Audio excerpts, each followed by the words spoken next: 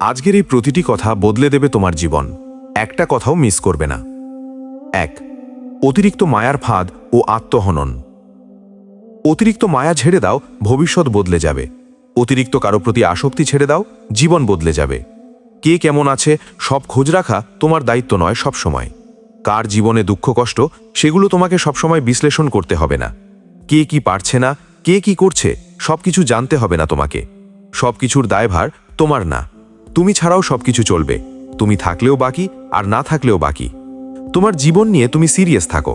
তোমার জীবন কিভাবে পরিবর্তন করা যায় তুমি সেটা ভাবো। কারণ এই দুনিয়ায় সফল মানুষদের সবাই সাপোর্ট করে, কিন্তু ব্যর্থ মানুষকে কেউ সাপোর্ট দেয় না। সফল হওয়ার সময় কেউ সাহায্য করে না, কিন্তু সফল হওয়ার পর সবাই পাশে দাঁড়ায়। এটাই এই সমাজের নিয়ম, তাই তোমাকে সফল হতে হবে। মায়া হলো এক অদৃশ্য শিকল, যা মানুষকে ভেতরে ভেতরে পঙ্গু করে দেয়। তুমি যার জন্য নিজের বর্তমান উৎসর্গ করছো, মনে রেখো সময়ের ব্যবধানে সে তোমাকে অপ্রয়োজনীয় ভেবে ছুঁড়ে ফেলে দেবে। সমাজ তোমাকে শেখায় সবার পাশে দাঁড়াতে, কিন্তু সমাজ এটা শেখায় না যে অন্যের বোঝা টানতে টানতে নিজের মেরুদণ্ড ভেঙে গেলে এই সমাজই তোমাকে পঙ্গু বলে উপহাস করবে। নিজের আবেগ নিয়ন্ত্রণ করতে শেখো। যদি তুমি সবার চোখের জল মুছতে যাও, তবে একদিন নিজের চোখ মুছার জন্য কাউকে খুঁজে পাবে না। অ্যালবার্ট আইনস্টাইন তার বৈজ্ঞানিক গবেষণায় এতটাই মগ্ন থাকতেন যে তিনি বাহ্যিক জগতের অতিরিক্ত সামাজিকতার মায়া সম্পূর্ণ ত্যাগ করেছিলেন। তিনি জানতেন সস্তা আবেগে সময় নষ্ট করলে মানবজাতিকে নতুন কিছু দেওয়া সম্ভব নয়।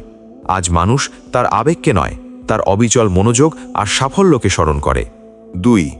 আসক্তির অন্ধকার ও আত্মনিয়ন্ত্রণ। কোনো মানুষ, কোনো সম্পর্ক বা কোনো অভ্যাসের প্রতি অতিরিক্ত আসক্তি তোমার নিজস্ব সত্তাকে ধ্বংস করে দেয়। যখন তুমি কারোর প্রতি অন্ধভাবে আসক্ত হয়ে পড়ো, তখন তুমি নিজের চাবুকটা অন্যের হাতে তুলে দাও। সে চাইলে তোমাকে হাসাবে, সে চাইলে তোমাকে কাঁদাবে। এই দাসত্ব থেকে বেরিয়ে এসো। নিজের সুখের চাবিকাঠি কখনোই অন্যের পকেটে রেখো না। মানুষ পরিবর্তনশীল। আজ যে তোমাকে ছাড়া কিছু বোঝে না, কাল সে তোমাকে চিনি বলেও অস্বীকার করতে পারে। স্টিভ জবস যখন তার নিজের তৈরি কোম্পানি অ্যাপল থেকে বিতাড়িত হয়েছিলেন, তখন তিনি যদি সেই পদের প্রতি বা পুরনো সহকর্মীদের মায়ায় আসক্ত হয়ে ভেঙে পড়তেন, তবে আজ পিক্সার বা পরবর্তীকালের আধুনিক আইফোন আমরা পেতাম না। তিনি আসক্তি ঝেড়ে ফেলে নতুন করে শুরু করেছিলেন। নিজেকে এমন এক উচ্চতায় নিয়ে যাও যেন কেউ তোমাকে ছেড়ে চলে গেলে ক্ষতিটা তার হয়, তোমার নয়। আসক্তি তোমাকে দুর্বল করে, আর আত্মমর্যাদা তোমাকে শক্তিশালী করে। নিজের লক্ষ্যের প্রতি আসক্ত হও, কোনো নশ্বর মানুষের প্রতি নয়। 3. অন্যের জীবনের পরিদর্শক বনাম নিজের জীবনের নায়ক। অন্যের ঘরের খবর নেওয়া, কে কি খেলো, কে কার সাথে ঘুরলো, কার ব্রেকআপ হলো আর কার উন্নতি হলো, এসব নিয়ে মাথা ঘামানো বন্ধ করো। তুমি কোনো গোয়েন্দা নও, আর সমাজ তোমাকে অন্যের জীবন অডিট করার জন্য বেতন দেয় না। প্রতিটা মুহূর্ত যা তুমি অন্যের জীবনের খোঁজ নিতে ব্যয় করছো, সেই মুহূর্তটা আসলে তুমি নিজের পকেট থেকে চুরি করছো।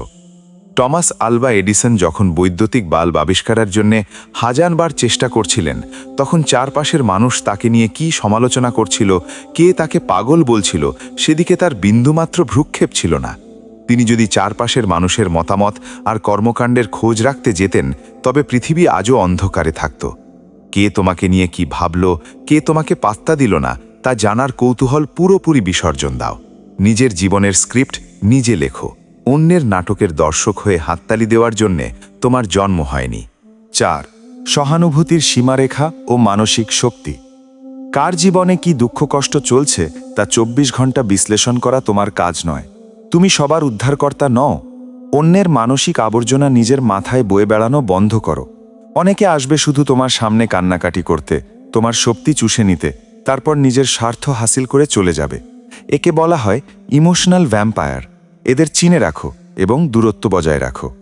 বিল গেটস যখন মাইক্রোসফট গড়ে তুলছিলেন, তখন তিনি কোডিং আর ব্যবসায়িক কৌশলের বাইরে কোনো কিছুতেই নিজের মনোযোগ নষ্ট করতে দিতেন না। তিনি সমাজসেবা করেছেন, কিন্তু তা করেছেন নিজেকে সফল ও আর্থিকভাবে পৃথিবীর শীর্ষস্থানে নিয়ে যাওয়ার পর। যখন তুমি নিজেই ডুবতে বসেছ, তখন অন্যকে বাঁচাতে গেলে দুজনই ডুববে।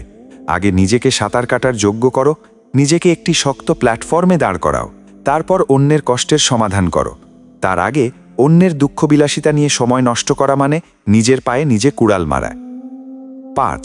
শূন্যতার বাস্তবতা। তুমি ছাড়াও পৃথিবী চলবে। এক বিশাল সত্য মনে রেখো, তুমি না থাকলে এই পৃথিবীর কোনো কিছুই আটকে থাকবে না। তুমি মারা গেলে সর্বোচ্চ কয়েকদিন মানুষ কাঁদবে, তারপর সবাই যার যার জীবনে ব্যস্ত হয়ে পড়বে। অফিস নতুন কর্মী নিয়োগ দেবে, পরিবার কিছুদিন পর স্বাভাবিক হাসিতে ফিরবে, বন্ধুরা নতুন আড্ডার সঙ্গী খুঁজে নেবে। তাহলে কেন তুমি নিজেকে এত সস্তা করে সবার জন্য বিলিয়ে দিচ্ছ? মহাবীর আলেকজান্ডার অর্ধেক পৃথিবী জয় করেছিলেন, কিন্তু মৃত্যুর সময় তিনিও শূন্য হাতে গিয়েছিলেন।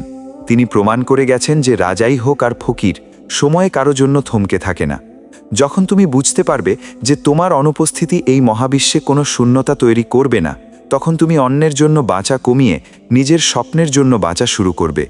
নিজের জীবনকে এমনভাবে সাজাও যেন তুমি বেঁচে থাকাকালীন তোমার প্রতিটি সেকেন্ডের সর্বোচ্চ মূল্য উসুল করতে পারো। 6. আত্মকেন্দ্রিক সিরিয়াসনেস ও ফোকাস। নিজের কেরিয়ার, নিজের স্বাস্থ্য, নিজের ব্যাংক ব্যালেন্স এবং নিজের মানসিক শান্তি নিয়ে চরম মাত্রায় স্বার্থপর ও সিরিয়াস হও। প্রতিদিন সকালে উঠে নিজেকে প্রশ্ন করো, আজকের দিনটি কি আমাকে আমার লক্ষ্যের দিকে এক ধাপ এগিয়ে নিচ্ছে? যদি উত্তর না হয়, তবে তুমি ভুল পথে আছো। ক্রিস্টিয়ানো রোনাল্ডো যখন মাঠে নামেন বা অনুশীলন করেন, তার সম্পূর্ণ মনোযোগ থাকে নিজের পারফরম্যান্সের ওপর। তিনি তার শরীর ও খেলার প্রতি এতটাই সিরিয়াস যে 36-37 বছর বয়সেও তরুণদের মতো পারফর্ম করেন। কোকাকোলার বোতল সরিয়ে পানির বোতল সামনে রাখার মতো ছোট সিদ্ধান্ত তিনি নেন অত্যন্ত সচেতনভাবে। একেই বলে নিজের প্রতি সিরিয়াসনেস। আড্ডা দেওয়া, সস্তা প্রেম করা, গেম খেলে সময় নষ্ট করা, এসব সস্তা বিনোদন পরিহার করো। এগুলো তোমার ভবিষ্যৎকে অন্ধকারের দিকে ঠেলে দিচ্ছে। 7. নির্মম সামাজিক সত্য, সফলতার উপাসক সমাজ। এই দুনিয়া চরম নির্মম। এখানে ব্যর্থ মানুষের কান্নার কোনো দাম নেই, ব্যর্থ মানুষের সততার কোনো মূল্য নেই। তুমি যতই ভালো মানুষ হও না কেন, যদি তুমি পকেটে টাকা আর সমাজে স্ট্যাটাস ধরে রাখতে না পারো, তবে তোমার নিজের আত্মীয়রাই তোমাকে অপদার্থ বলে আখ্যায়িত করবে। স্যার আইজ্যাক নিউটন যখন তার গবেষণার প্রাথমিক দিনগুলোতে ছিলেন, তখন অনেকেই তাকে অদ্ভুত ও সমাজ বিচ্ছিন্ন ভাবত। কিন্তু যখন তিনি মহাকর্ষের সূত্র আবিষ্কার করে বিজ্ঞান জগৎ বদলে দিলেন, তখন সমগ্র বিশ্ব তার পায়ে এসে লুটিয়ে পড়ল। সমাজ কখনো প্রক্রিয়া দেখে না, সমাজ শুধু ফলাফল দেখে। তুমি কতটা কষ্ট করেছ, কত রাত জেগেছ, তা কেউ দেখতে আসবে না। তুমি শেষ পর্যন্ত কি অর্জন করেছ, সেটাই সবাই মাপবে। ব্যর্থ হলে তোমার পাশে তোমার ছায়াটাও থাকবে না। 8. একাকিত্বের লড়াই ও চূড়ান্ত বিজয়। যখন তুমি সফল হওয়ার জন্য লড়াই করবে, তখন তোমাকে একাই লড়তে হবে। সেই রাতে কেউ তোমার সাথে জাগবে না, যখন তুমি পরীক্ষার জন্য বা ব্যবসার আইডিয়া নিয়ে মাথায় হাত দিয়ে বসে থাকবে। কিন্তু যেদিন তুমি সফল হবে, সেদিন দূর সম্পর্কের আত্মীয় এসে বলবে, আমি আগে থেকেই জানতাম তুমি একদিন অনেক বড় হবে। জে.কে. রাউলিং যখন হ্যারি পটার লিখছিলেন, তখন তিনি ছিলেন একজন দরিদ্র ডিভোর্সি মা। তার লেখা 12টি প্রকাশনী প্রত্যাখ্যান করেছিল। কেউ তার পাশে দাঁড়ায়নি, কেউ তাকে বলেনি যে তুমি পারবে। কিন্তু যখন বইটি সফল হলো, তখন প্রকাশকেরাই তার পেছনে লাইনে দাঁড়িয়েছিল। এই সমাজের এটাই নিয়ম, লড়াইয়ের সময় সবাই অন্ধ আর সাফল্যের পর সবাই ভক্ত। তাই মানুষের কাছ থেকে সাহায্য আশা করা বন্ধ করো, নিজের ক্ষমতার উপর ভরসা করো। তোমাকে সফল হতেই হবে, কারণ সফল হওয়া ছাড়া এই সমাজে মাথা উঁচু করে বেঁচে থাকার দ্বিতীয় কোনো রাস্তা নেই। আজকের এই কথাগুলো তোমার জীবনের চাবিকাঠি। প্রথম পর্বের পর এটি হলো সেই বাস্তবতার দ্বিতীয় অধ্যায়, যা তোমাকে তোমার ভেতরের ঘুমন্ত সিংহকে জাগিয়ে তুলতে বাধ্য করবে। গভীর মনোযোগ দাও, প্রতিটি শব্দ নিজের মনের ভেতর গেঁথে নাও। 9. সস্তা আবেগের বিসর্জন ও বাস্তবতার রুক্ষ পথ। নিজের আবেগকে সস্তা করো না। যে তোমার কান্নার মূল্য বোঝে না, তার সামনে নিজের দুঃখ প্রকাশ করা মানে নিজেকে আরও একবার ছোট করা। এই সমাজ আবেগপ্রবণ মানুষকে দুর্বল ভাবে এবং দুর্বলদের পিষে ফেলা এই সমাজের প্রাচীন নিয়ম।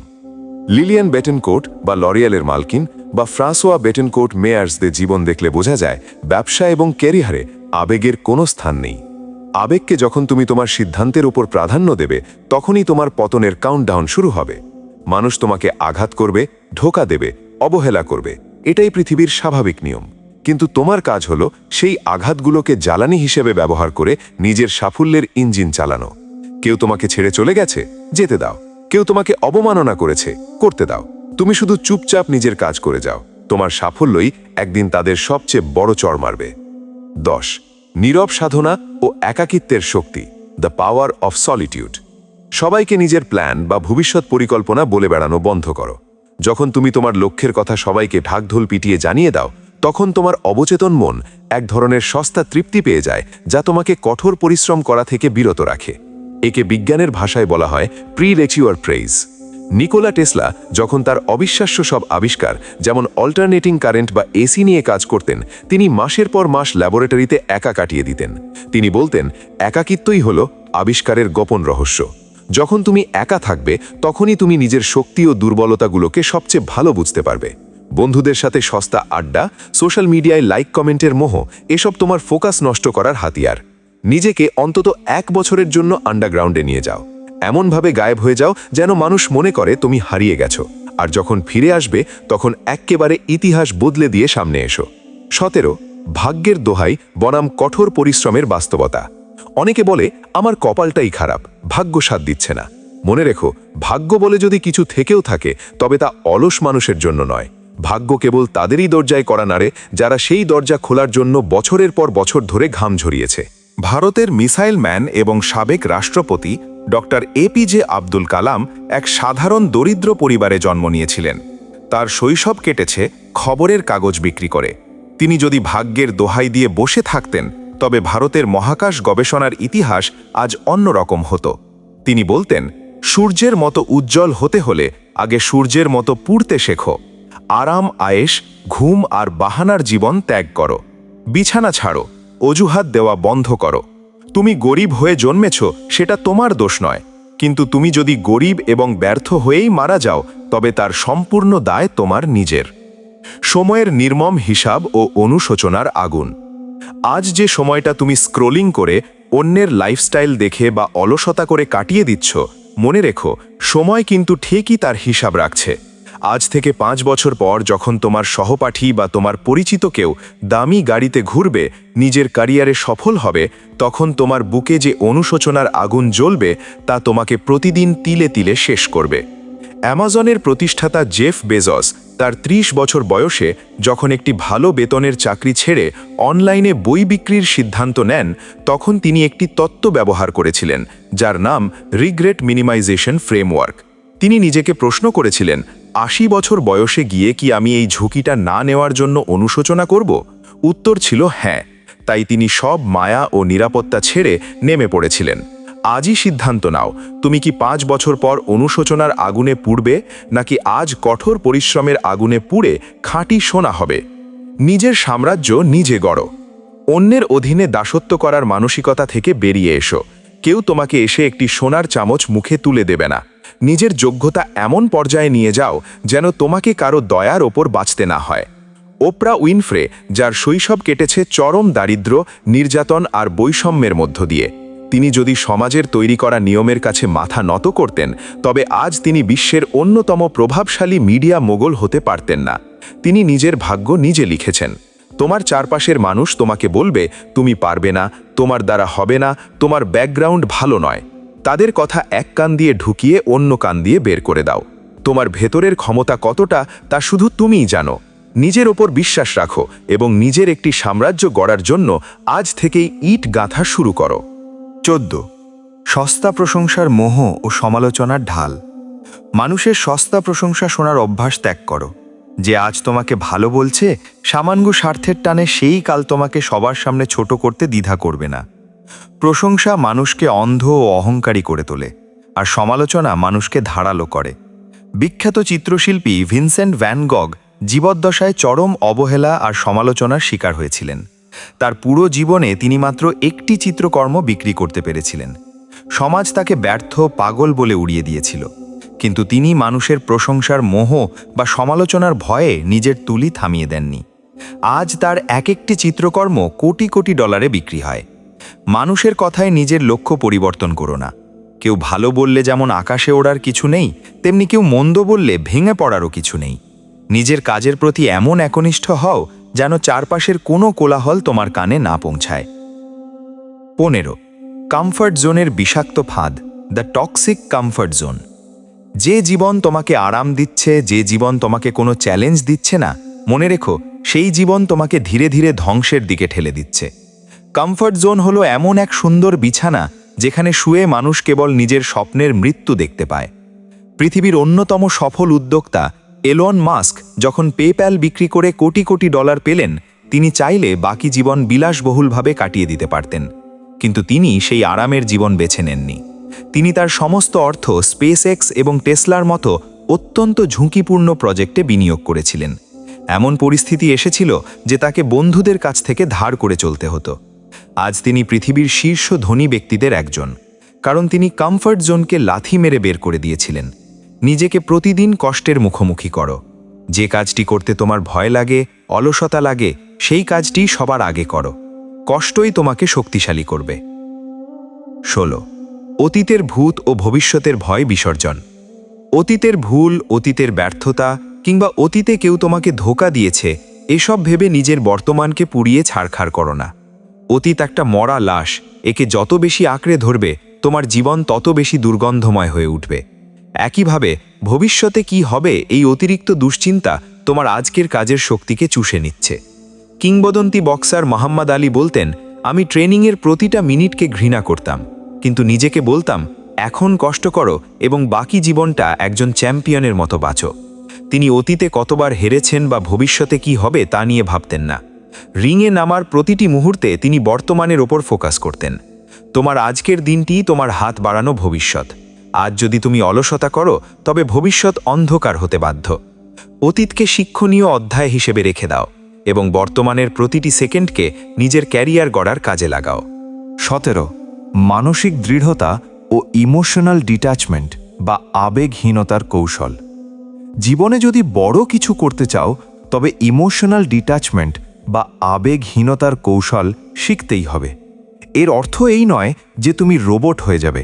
এর অর্থ হলো পরিস্থিতি বা মানুষ যেন তোমার মানসিক শান্তি নষ্ট করতে না পারে। কেউ তোমাকে গালি দিল আর তুমি রেগে গেলে, তার মানে তোমার নিয়ন্ত্রণের চাবি তার হাতে চলে গেল। রোমান সম্রাট এবং স্টোইক দার্শনিক মার্কাস অরেলিয়াস তার বিশাল সাম্রাজ্য পরিচালনা করার সময় প্রতিদিন সকালে নিজেকে বলতেন, আজ আমি যাদের মুখোমুখি হব তারা হবে অবাধ্য, অহংকারী, অকৃতজ্ঞ এবং স্বার্থপর। তিনি মানসিকভাবে আগেই প্রস্তুত থাকতেন, তাই চারপাশের মানুষের খারাপ আচরণ তার ভেতরের শান্তি ও দায়িত্ববোধকে কখনো নাড়াতে পারত না। তোমার চারপাশের মানুষ তোমাকে উস্কানি দেবে, তোমার মনোযোগ নষ্ট করার চেষ্টা করবে। নিজেকে এত সস্তা করো না যেন যে কেউ এসে তোমার ফোকাস নষ্ট করে দিতে পারে। নিজের ভেতরে এক অভেদ্য দুর্গ গড়ে তোলো। 18. অজুহাতের বিনাশ ও চরম আত্মদায়বদ্ধতা। আমার টাকা নেই, আমার সময় নেই, আমার ভালো গাইডলাইন নেই, এই সব সস্তা অজুহাত দেওয়া বন্ধ করো। দুনিয়া তোমার অজুহাত শুনতে চায় না, দুনিয়া শুধু তোমার সাফল্য দেখতে চায়। যখন তুমি কোনো কাজের জন্য অজুহাত দাও তখন তুমি আসলে নিজের ব্যর্থতাকে আড়াল করার একটি দুর্বল চেষ্টা মাত্র। আব্রাহাম লিঙ্কন, যিনি এক দরিদ্র কাঠের কুটিরে জন্ম নেওয়া মানুষ, যিনি প্রাতিষ্ঠানিক শিক্ষা প্রায় পাননি বললেই চলে। তার মা মারা যান শৈশবে, ব্যবসায় বারবার ব্যর্থ হন, একের পর এক নির্বাচনে পরাজিত হন, মানসিক অবসাদে ভোগেন। তিনি যদি অজুহাতের পাহাড় তৈরি করতেন তবে কেউ তাকে দোষ দিত না, কিন্তু তিনি সমস্ত প্রতিকূলতাকে পায়ে পিষে আমেরিকার অন্যতম শ্রেষ্ঠ রাষ্ট্রপতি হয়েছিলেন। আজ থেকে নিজের জীবনের প্রতীকী ব্যর্থতার দায় নিজে নিতে শেখো। তুমি যদি সফল না হতে পারো তবে তার জন্য তোমার পরিবার, সমাজ বা ভাগ্য দায়ী নয়, তার জন্য একমাত্র তুমি নিজেই দায়ী। এই সত্যটি যেদিন মেনে নেবে সেদিন থেকেই তোমার প্রকৃত রূপান্তর শুরু হবে। 19. সম্পর্কের মোহভঙ্গ ও একাকিত্বের রাজত্ব। মানুষের সাথে অতিরিক্ত মেলামেশা এবং সবাইকে আপন ভাবার এই মারাত্মক রোগ থেকে নিজেকে মুক্ত করো।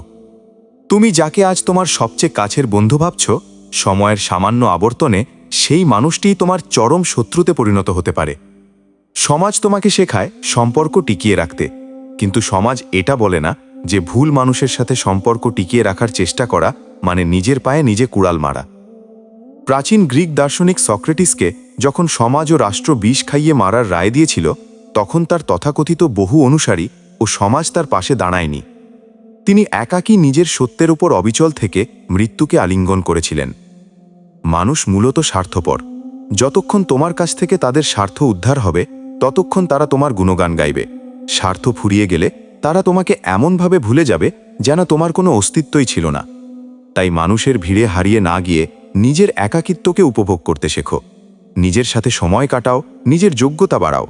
একা থাকা কোনো দুর্বলতা নয়, এটি হলো পৃথিবীর সবচেয়ে শক্তিশালী মানুষের লক্ষণ। 20 সস্তা বিনোদনের আত্মহনন, দ্য ডোপামিন ট্র্যাপ। প্রতিদিন ঘন্টার পর ঘন্টা সোশ্যাল মিডিয়ায় রিলস বা শর্টস স্ক্রোল করা, বন্ধুদের সাথে নিরর্থক গেম খেলা আর গভীর রাত পর্যন্ত চ্যাটিং করা, এগুলো বিনোদন নয়, এগুলো হলো তোমার মস্তিষ্কে সস্তা ডোপামিন রিলিজ করে, যা তোমাকে সাময়িক আনন্দ দিলেও দীর্ঘমেয়াদে অলস ও লক্ষ্যহীন করে তোলে। বিশ্বের অন্যতম সেরা বিজ্ঞানী এবং গণিতবিদ আলবার্ট আইনস্টাইন যখন তার গবেষণার চূড়ান্ত পর্যায়ে ছিলেন, তখন তিনি বাহ্যিক জগতের সমস্ত সস্তা আকর্ষণ থেকে নিজেকে সম্পূর্ণ বিচ্ছিন্ন করে ফেলেছিলেন। তিনি জানতেন এই মনোযোগের এই তীব্রতাই তাকে মহাবিশ্বের রহস্য উন্মোচন করতে সাহায্য করবে। তুমি যদি আজ এই সস্তা বিনোদনের ফাঁদে পা দাও, তবে 5 বছর পর যখন তোমার সহপাঠীরা নিজেদের ক্যারিয়ারে প্রতিষ্ঠিত হয়ে যাবে, তখন তুমি কেবল আফসোস আর হতাশার সাগরে হাবুডুবু খাবে। আজই এই সস্তা ডোপামিনের উৎসগুলোকে নিজের জীবন থেকে লাথি মেরে বের করে দাও। কষ্টের কাজগুলোকে ভালোবাসতে শেখো। বই পড়া, কোডিং শেখা, নতুন কোনো স্কিল অর্জন করা বা শারীরিক কসরত করা। কষ্টই তোমাকে আসল সোনা বানিয়ে তুলবে। 21 সমালোচকদের জবাব ও নীরবতার রণকৌশল। কারো সমালোচনায় কান দিয়ে নিজের চলার গতি থামিয়ে দেওয়া চরম বোকামি। মনে রেখো, মানুষ যখন তোমার পিছু কথা বলে, তার মানে তুমি তাদের চেয়ে অনেক এগিয়ে আছো। সিংহের পেছনে যখন শেয়াল ডাকে, সিংহ কখনো পেছনে ফিরে তাকায় না, সে তার রাজকীয় ভঙ্গিতে এগিয়ে চলে। তোমার কাজ হলো সিংহের মতো হওয়া। বিশ্ববিখ্যাত পপ তারকা মাইকেল জ্যাকসনকে নিয়ে তার কর্মজীবনে কত শত অপবাদ, সমালোচনা আর আইনি জটিলতা তৈরি করা হয়েছিল তার কোনো ইয়েত্তা নেই। কিন্তু তিনি প্রতিবার মঞ্চে উঠে তার পারফরমেন্স দিয়ে সমস্ত সমালোচকদের মুখ বন্ধ করে দিতেন। কথার জবাব কখনো কথা দিয়ে দিতে হয় না, কথার জবাব দিতে হয় নিজের কাজ আর অভাবনীয় সাফল্য দিয়ে। কেউ তোমাকে অবহেলা করছে, জবাব দিও না। কেউ তোমাকে নিয়ে হাসাহাসি করছে, মুচকি হেসে চলে যাও। নিজের ভেতরে সেই আগুনটাকে জমিয়ে রাখো, যা একদিন তোমার সাফল্যের আগ্নেয়গিরি হয়ে ফেটে পড়বে এবং তোমার চারপাশের সমস্ত সমালোচকদের ছাই বানিয়ে দেবে।